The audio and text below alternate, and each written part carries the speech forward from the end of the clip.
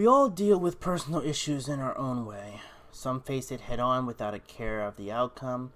Some avoid it entirely to the point that we change part of our lives to that end.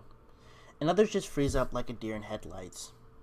However you act in the face of your demons, what matters is that you make a choice and become aware of what that means in the long run. Be aware of the perspectives that will result from your choices and that of others. Nowhere do I feel this more than an unorthodox game known as VA-11 Hall A, or Valhalla. VA-11 Hall A, Valhalla, is a cyberpunk-themed narrative interactive novel of sorts. You play as a bartender named Jill Stingray who works in a hole-in-the-wall bar named as the game. Glitch City is a dangerous place, as it's where tech companies of the world deploy their experimental high-end applications to be tested out on the residents before fine-tuning them from other cities. I absolutely love this game, as it not only is a good way to wind down your day with something simple, but the character interactions and dialogue are second to none. The main game loop involves you serving drinks to incoming customers, which matters as some might be very vague with their orders and others might expect you to remember what their favorite drink is from previous times they've entered the bar. Also, some paths branch in character stories and arcs depending on if you get them drunk or not, but that's not what we're going to be talking about today. What I do want to talk about is the female perspective, specifically on the main character Jill Stingray's. She's described as being not too easy to read person and kind of cold in her intelligence, but since we're in her head, that gives the player a better insight of what she really thinks and feels. Thanks to this, it makes you have a deeper appreciation for what she goes through and what she discusses with the various characters, as it's a hallmark of science fiction to be philosophical to some degree. I'll be trying my best not to spoil too much of this game's story, as it's very amazing to follow all the way through without much information, but I'll also be pulling from an academic paper on different types of coping mechanisms from females grieving from the loss of other females' characters, as Jill, as a bisexual woman whose previous relationship with another woman really shapes her personal story.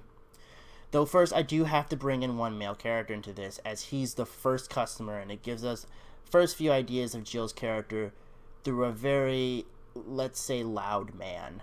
This is Donovan D. Dawson, boss and owner and chief editor of the Augmented Eye. He's described as quite the horric, chauvinistic man, but he's still important to Jill as we get to know her, so please bear with me when it comes to this guy for just a moment.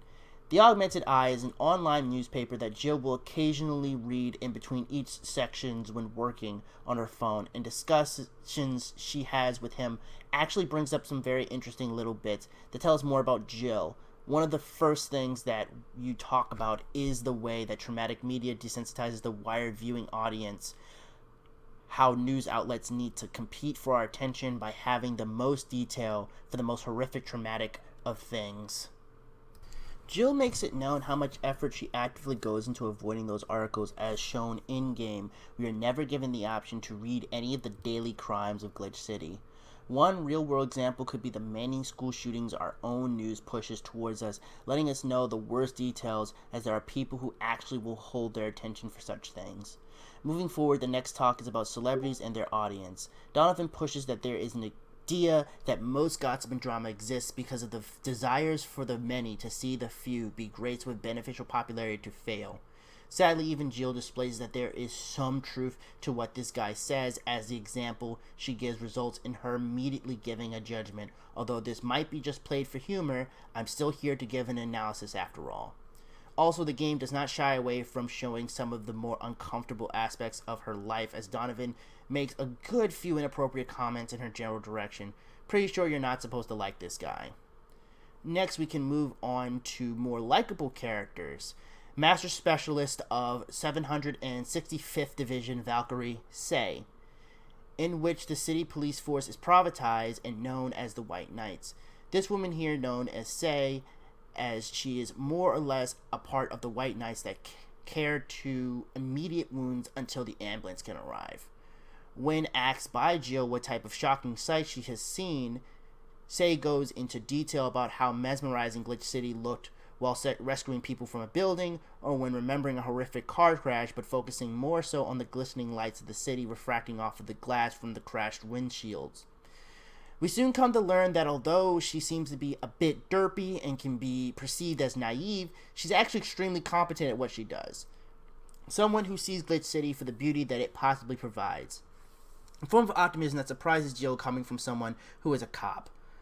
What's more surprising, though, is the reason for her becoming a white knight. Say talks about her experiences with police brutality by a white knight who had assaulted her and her friend. Even with that experience, it led her to become a police officer simply due to the fact that another white knight had defended the two, leading her to joining the ranks to be one good person in the ranks of otherwise horrid people. Again, you have every right to maybe consider her naive, but in a cyberpunk dystopia, it makes complete sense to take in this form of optimism rather than wallow in the constant deluge of murders and deaths that our protagonist Jill makes very clear she tries to avoid. Jill also takes an interest in a short little talk about anti-bullying campaigns that the White Knight tried to push forward some years ago, but sadly dismissed due to the fad no longer holding any public attention. This is a very important little bit of character that will come up later. Next, we have Kim, an intern of the Augmented Eye. Early on in the game, Jill's boss Dana had brought her into the bar as she was unconscious for unknown reasons. Dana says she found her outside and thought it'd be best to bring her inside to keep her safe. Dana is known as a very down-to-earth woman who used to be in wrestling and has a robotic arm. She playfully likes to make up rumors of how she got her robotic arm and plays up her amazing feats of strength, though the game makes it clear that not much of it is actually rumor. Either way, with Kim, we get into a discussion of misfortune and dreams. As uncomfortable as her terrified ramblings is, it does highlight how women in unsafe environments are subjected to such issues. Understandably, though, Jill takes every step as a good bartender should to make her be at ease. As one woman to another, Kim trusts Jill to not tell Donovan how she feels about her boss, as she calls him a chauvinistic horseblower.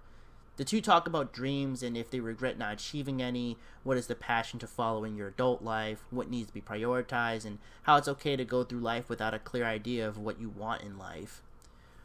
All these things and more feel like a deep pontification between the two female characters without much context until you finish the day, where at the start of the new day, Jill reads an article talking about how a person tried to commit suicide by jumping off a building, only to be caught mid-air by another woman.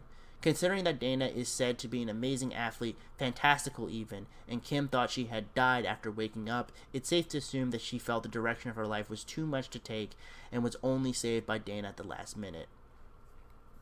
Next, we'll move on to the most important female character besides Dana for Jill, and that's Alma. She's a professional hacker who supposedly has talked with Jill a good number of months before the game starts. For them, their conversation mostly focuses around relationships, intimacy, cybersecurity culture, and expectation of competency. The first few bits of their discussion involves Alma's difficulty finding someone that can meet her expectations, though Jill does call her out as not meeting what she truly wants, as in just wanting to be intimate. This bit really just serves as a way to point at Jill's character troubles.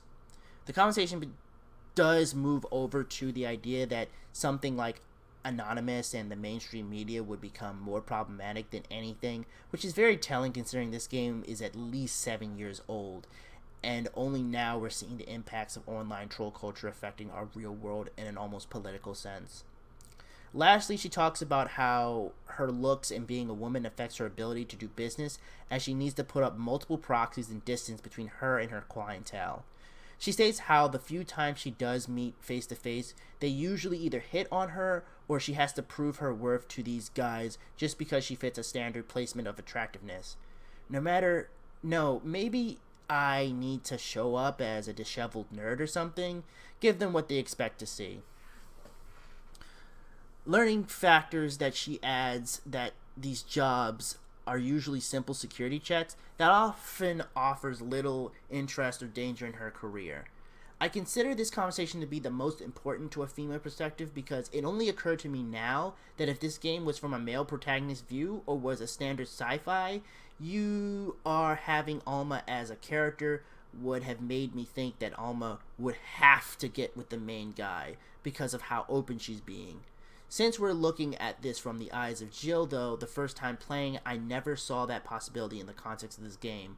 Alma's just Jill's close friend from work who is a genuine person using her skills in Glitch City to get by, no different from any other unfortunate soul that rests its head in the booths here in Valhalla. Finally, let's focus on the owner of the namesake of this game's bar, Dana. Before the end of Chapter 1, due to some recent troubles emerging in the streets of Glitch City, Dana feels obligated to walk Jill to her apartment, whereby she spends the night with Jill. What's notable is that the format of this conversation is extremely different from the bar, as it's more intimate and the only real action you can take is drinking beers with her boss. Mechanically, you can get Jill drunk and change the tone of the conversation, but I'll be focusing on the sober version of this dialogue. Either way, themes of this conversation is broken relationships, details of alcohol in the future, family, female role models, bullying, and personal connections. Here we see that the conversation she had with Alma wasn't something Jill simply shrugged off. In fact, it left a heavy impression on her to the point that she remembered every word stated, word by word. So we can intuit that Jill is showing some part of trust on Dana by opening up in a way that she doesn't do at work. Later on, Jill talks about one of her biggest role models as a little girl from a Sailor Moon-esque show called Model Warrior Julianne. The thing she likes to be nostalgic over is that the main character was a model in the game, but also a role model in real life for little girls. How her enemies were real issues dealing with beauty standards of body image. Again, I feel as if this is another reason why she has such a close connection with Alma in a sense. Sadly, her obsession with Jules led to bullying in middle school. Throughout the narrative, we see that Jill reacts negatively to someone calling her Julianne, which is actually her full name. This is more so due to the bullying she had dealt with in middle school, as most kids would mark the idea of her role model being childish to like. If anything, it shows how strong-willed Jill is, and something like teasing her on her interest bothers her more than actually pointing out her own physical imperfections. Later on, Jill goes and displays her interest in all alcoholic drinks, how beers change in ways due to circumstances of the greater world stage of this world. Again, the game puts us in a situation where we are the player, are told not just about what Jill cares for, but how the world shapes her interests. This interest was due to her upbringing, as her father was always working, her French mom was always traveling, leaving her grandfather to more or less raise her. Supposedly a man who was rough around the edges, but meant well all the same. Now, this is all information for just the first chapter of the game out of the 3, but I highly recommend playing the game, as I'm pretty sure this video does not do a well enough job of presenting its nice little moments and discussions. I hope you enjoyed these ramblings, as I've made them as cohesive as possible in terms of having Jill's female perspective makes this game more empathic than it would be with a male character. Thank you for watching and have a nice day.